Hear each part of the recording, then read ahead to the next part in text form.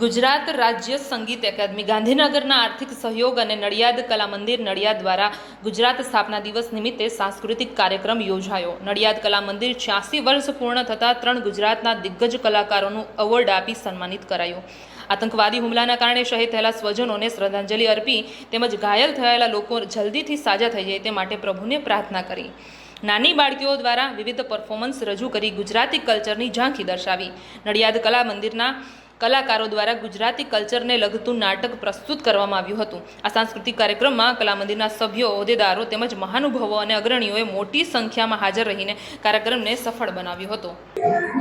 મારું નામ અક્ષય મકવાણા, જિલ્લા યુવા વિકાસ અધિકારી ખેડા નડિયાદ। ગુજરાત સ્થાપના દિન એટલે કે 1 મે આજનો દિવસ આપણા માટે ખૂબ મહત્વનો છે। સાથે સાથે નડિયાદની ખૂબ ખ્યાતનામ કલા સંસ્થા એવી નડિયાદ કલા મંદિરનો પણ આજે સ્થાપના દિવસ છે।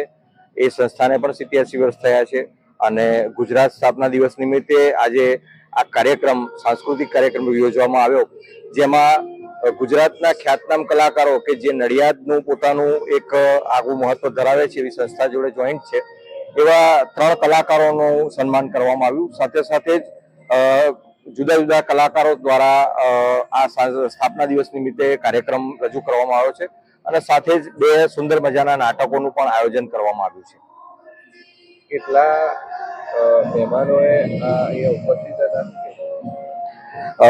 ગુજરાત રાજ્ય સંગીત નાટક અકાદમી અને નડિયાદ કલા મંદિર આ બંને સંસ્થાઓ દ્વારા આયોજિત સાંસ્કૃતિક કાર્યક્રમમાં લગભગ 200 થી 300 કલાને પ્રેમ કરતા સાધકો ઉપસ્થિત રહ્યા હતા અને સરસ મજાના કાર્યક્રમનો એમણે આસ્વાદ માણ્યો હતો।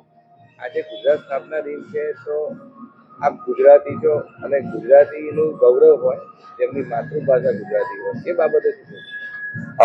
ગુજરાત સ્થાપના દિવસ એ આપણા માટે એટલા માટે મહત્વનો છે કે આપણા માનનીય વડાપ્રધાન શ્રી નરેન્દ્રભાઈ મોદી પણ જ્યારે ગુજરાત મોડેલને સમગ્ર દેશમાં લાગુ કરવા માંગતા હોય ત્યારે ખરેખર ગુજરાતી તરીકે આજના ગુજરાત સ્થાપના દિવસે મને ખૂબ ગર્વની લાગણી અનુભવું છું કે હું એક ગુજરાતી છું અને મને મારી ભાષા, મારા ગુજરાત અને સમગ્ર ભારત પર ખૂબ ગર્વ છે।